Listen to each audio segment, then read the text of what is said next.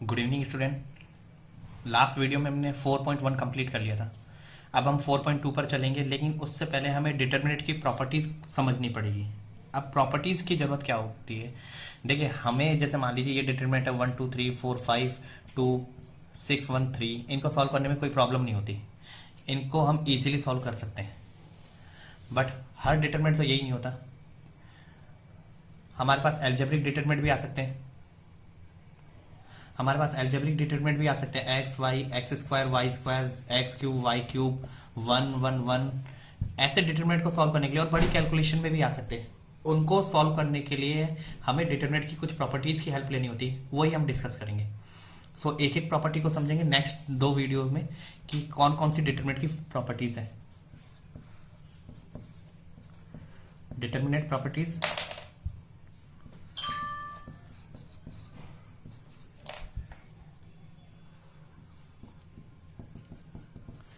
सारणी के गुण,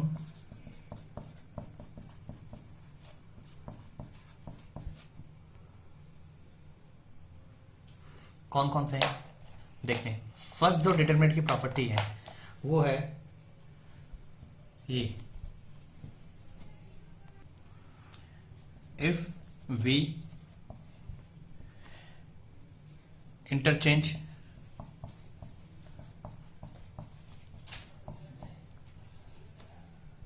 रो and column mutually,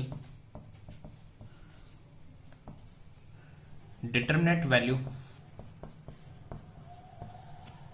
remain unchanged। यदि सारणिक के पंक्ति व स्तंभ को परस्पर बदला जाए, सारणिक के पंक्ति तथा स्तंभ परस्पर बदले जाएं, तब सारणिक का मान नहीं बदलता। सारणिक का मान नहीं बदलता। अब ये प्रॉपर्टी क्या है वो समझिए। डेफिनेशन तो मैंने लिख दी, if we interchange row and column mutually determinant value remain unchanged. Row and column का आपस में बदलें तो डिटरमिनेंट की वैल्यू में कोई फर्क नहीं आएगा। मतलब क्या, सपोज कीजिए एक डिटरमिनेंट है मेरे पास 1 4 2 3, इसकी वैल्यू निकालिए। सो इसकी वैल्यू है 3 -8 -5।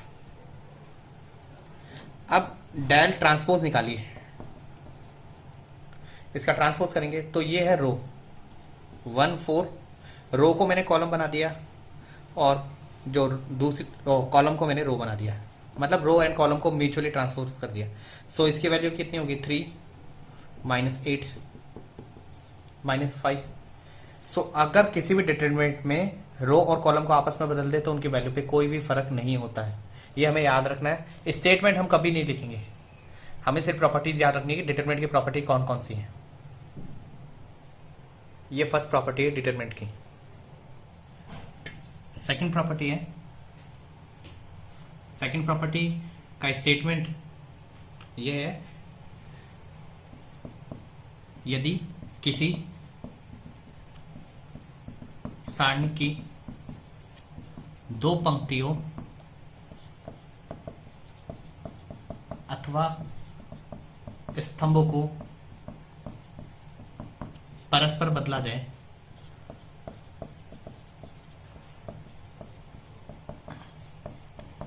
तब सारणिक के मान का चिन्ह बदल जाता है। तब सारणिक के मान का चिन्ह बदल जाता है। इफ 2 रो और कॉलम, रो भी हो सकता है कॉलम भी हो सकता है, 2 रो और कॉलम म्यूचुअली इंटरचेंज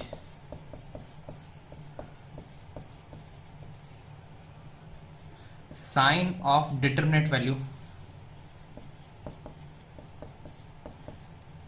चेंज। इसका मतलब ये है कि अगर आपने 2 रो को आपस में बदला या 2 कॉलम को आपस में बदला तो पहले जो वैल्यू आ रही थी और अब जो वैल्यू आएगी उन दोनों के साइन अलग अलग होंगे, वैल्यू वही रहेगी। किसी की 4 है तो दूसरे की -4 होगी। एक एग्जांपल के थ्रू इसे समझते हैं। इस बार मैं 3/3 का एक डिटरमिनेंट ले रहा हूँ। 2 1 3 4 1 2 1 1 1।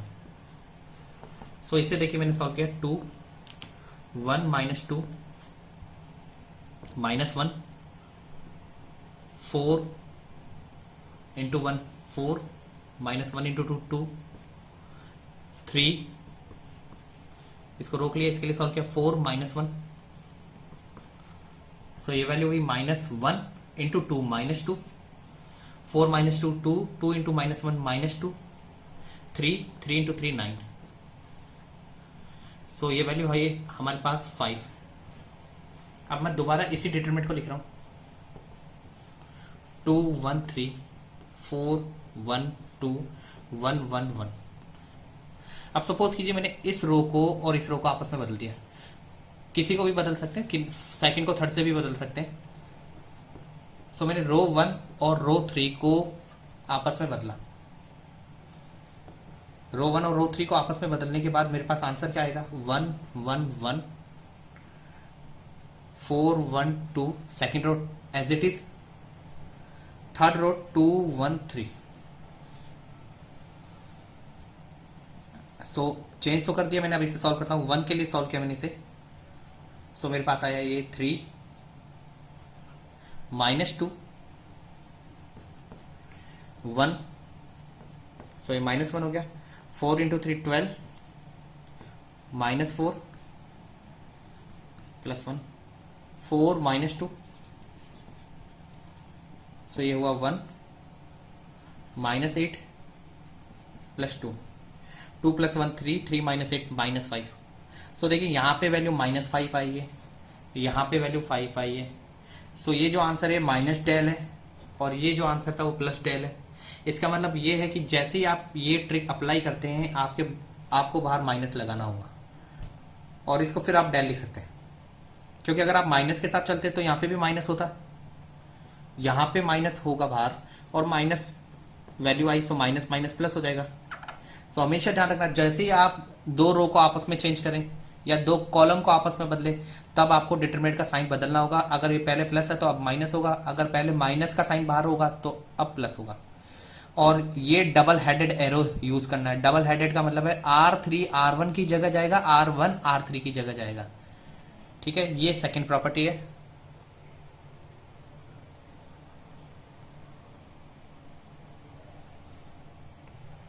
इसी प्रॉपर्टी के लिए एक और एग्जांपल समझ लीजिए। 2/2 का 4 5 1 2। सो इसकी वैल्यू देखिए आप कितनी आ रही, 8 -5 3।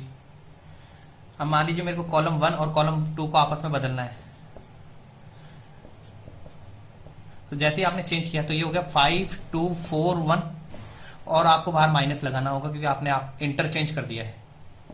अब आप इसे सॉल्व कीजिए। 5 -8 -3 -3।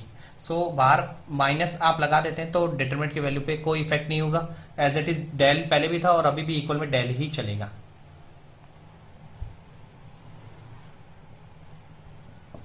यदि सारणिक की थर्ड प्रॉपर्टी, यदि सारणिक की दो पंक्तियों अथवा दो स्तंभों के अवयव समान अथवा समानुपात में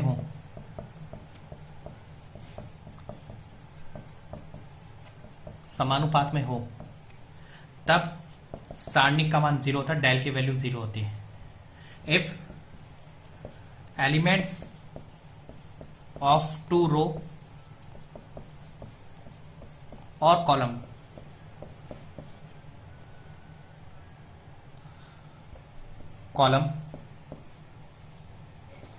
आर सेम, आइडेंटिकल भी इसी को कहते हैं हम, सेम को, आर सेम और प्रोपोर्शनल,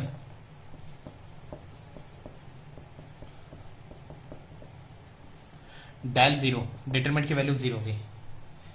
देखिए एग्जांपल के लिए देखते हैं, मैंने एक डिटरमिनेंट लिखा 2/2 का 2 3 2 3। देखिए फर्स्ट रो में 2 3 है, सेकंड रो में 2 3 है, सो इसकी वैल्यू इस प्रॉपर्टी के अकॉर्डिंग 0 होगा। आप लिखेंगे R1 एंड R2 सेम है।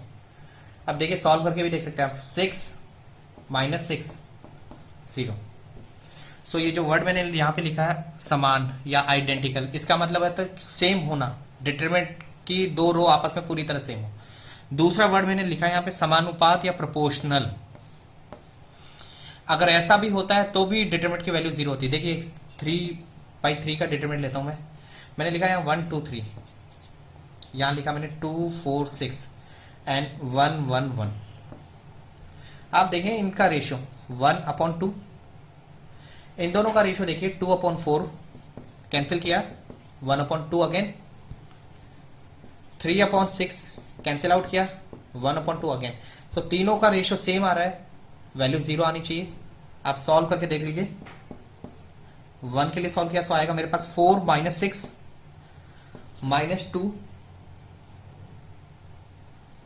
-2 2 -6 +3 2 -4।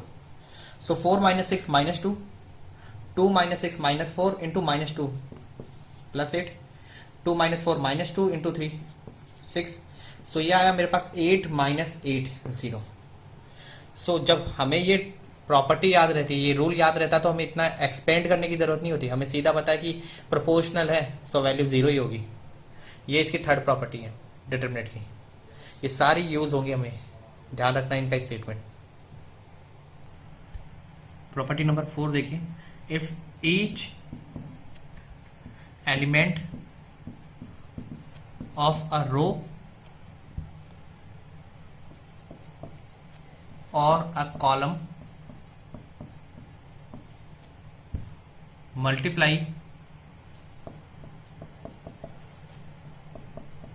by k is some constant, then determinate value delta becomes k delta। यदि डेल कोई डिटरमिनेंट है, डेल की किसी पंक्ति अथवा स्तंभ के प्रत्येक अवयव को k से गुना किया जाए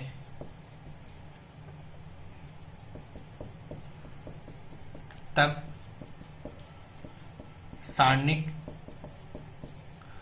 का मान k गुना हो जाता है।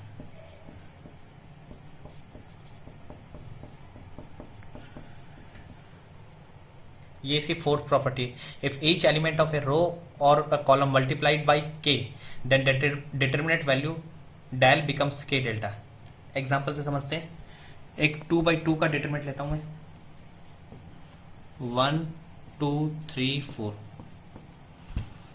सो मैंने इसे मल्टीप्लाई किया, सॉल्व किया, सॉरी 4 -6, सो ये हो गया -2। अब मैंने मान लीजिए इसी की पहली रो को 5 से मल्टीप्लाई किया, सिर्फ पहली रो को, और फिर सॉल्व करता हूं तो ये हो गया आपके पास 20 -30, सो ये -10 हुआ।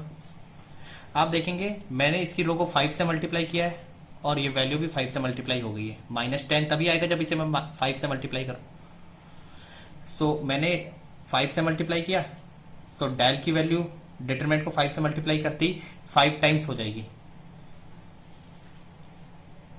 सो ये प्रॉपर्टी है कि आप किसी भी डिटरमिनेंट डेल के एलिमेंट को, डेल है a1 b1 a2 b2, suppose ये कोई डेल है, इसको मैंने एलिमेंट से जो रो 1 है उसको k से मल्टीप्लाई कर दिया,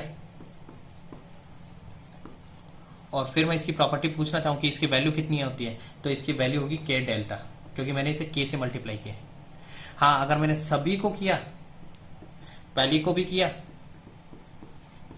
और दूसरी को भी किया, मल्टीप्लाई के से, सो ये होगा के स्क्वायर डेल्टा।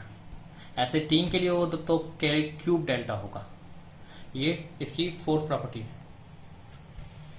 प्रॉपर्टी 4 का ही थोड़ा सा एक्सप्लेनेशन और देखते हैं, काम आएगा ये।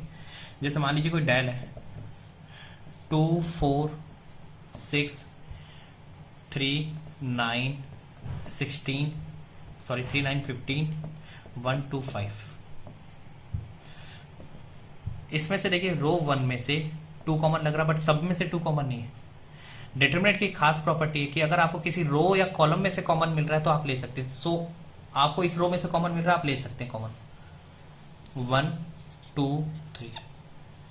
बाकी सेकंड रो को मैंने एज इट इज छोड़ दिया, थर्ड रो को भी एज इट इज रखा। इसमें से भी मुझे 3 कॉमन लग रहा है, मैंने 3 कॉमन ले लिया। 3 बाहर आके 2 से मल्टीप्लाई हो जाएगा, 1 2 3 1 3 5 1 2 5। सो मेरे पास फाइनली बाहर मिल गया 6, 1 2 3 1 3 5 1 2 5। सो जिस रो में से कॉमन लेना चाहूँ, जिस कॉलम में से कॉमन लेना चाहूँ, मैं ले सकता हूँ। अच्छा, जरूरत पड़ने पर इसे मल्टीप्लाई जरूरी नहीं कि जहां से लिया वहां के, मैं इसको इस फर्स्ट कॉलम से भी कर सकता हूँ। सो ये हो गया 6 6 6 2 3 2 3 5 5। सो ये डिटरमिनेंट की प्रॉपर्टी है कि कॉमन आप एक सिंगल रो या एक सिंगल कॉलम से ले सकते हैं। Property 5th, if each element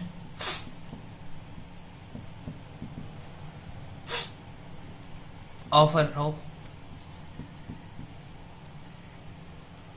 is expressed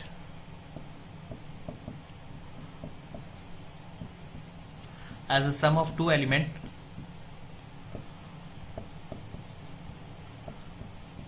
then this determinant can be break in 2 determinant of same order।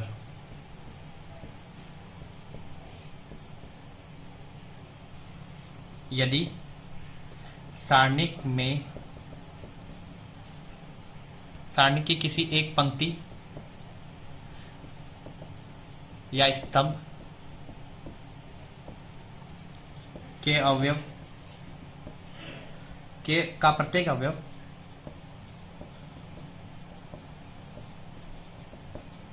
दो अवयवों के योग के रूप में व्यक्त है,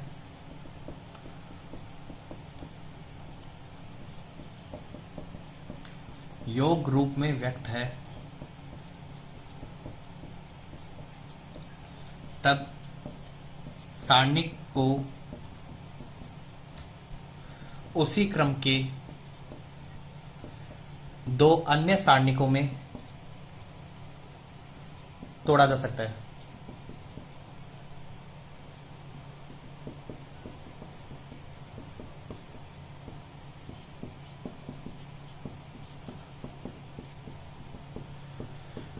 ये 5th प्रॉपर्टी है। देखिए डिटरमिनेंट की 5th प्रॉपर्टी क्या कहती है। सपोज मान लीजिए आपको कोई डिटरमिनेंट दिया है, जैसे लिखा है a plus B C plus D P Q. अब आप यहाँ देख रहे हैं कि इसमें डबल एलिमेंट है, इसमें भी डबल एलिमेंट है, 2x2 का ऑर्डर है। अब जिस में डबल एलिमेंट है उसके थ्रू इसको दो डिटरमिनेंट में तोड़ सकते हैं। पहला एलिमेंट तो इसका a है, वो पहले डिटरमिनेंट में रहेगा। दूसरा एलिमेंट इसी एलिमेंट का पार्ट है जो b है, वो दूसरे में जाएगा। यहाँ पे आएगा आपके पास C और यहाँ आएगा D। P Q दोनों में कॉमन रहेंगे सेम एलिमेंट। एक और एग्जांपल देखते हैं। मान लीजिए आपके पास है A plus B P plus Q R plus S element XYZ, ये डिटरमिनेंट है। अब इसके लिए हमें क्या करना है, A L X P M Y R N Z। ये पहला A L X P M Y R N Z plus इसी का सेकंड पार्ट देखिए B L X Q M Y S N Z। सो डिटरमिनेंट को दो determinant में break कर सकते हैं। ऐसे ही इसका थर्ड एग्जांपल देखिए। मान लीजिए आपके पास आ गया A plus B P plus Q R XYZ element. अब यहाँ पे तो ये डबल एलिमेंट है, ए प्लस बी है, यहाँ पी प्लस क्यू है, यहाँ पे सिंगल है, तो आप इसे आर प्लस जीरो लिख सकते हैं। A x l p y m r z n plus b x l q y m zero z n. इस तरह से ब्रेक किया जा सकता है, ये डिटरमिनेंट की प्रॉपर्टी है। एग्जाम्पल से ये समझ में आएंगे, तो एग्जाम्पल जब हम करेंगे तो ये अच्छी तरह क्लियर हो जाएंगी। अभी सिर्फ आप प्रॉपर्टी का स्टेटमेंट याद रखें। सो इस वीडियो में हम इतनी 5 प्रॉपर्टी डिस्कस करेंगे, अगले वीडियो में नेक्स्ट प्रॉपर्टीज डिस्कस करके फिर हम क्वेश्चन पे जाएंगे। इंपॉर्टेंट है सारी की सारी, इनको पढ़ लीजिएगा, इनकी पीडीएफ मैं आपको सेंड कर दूंगा।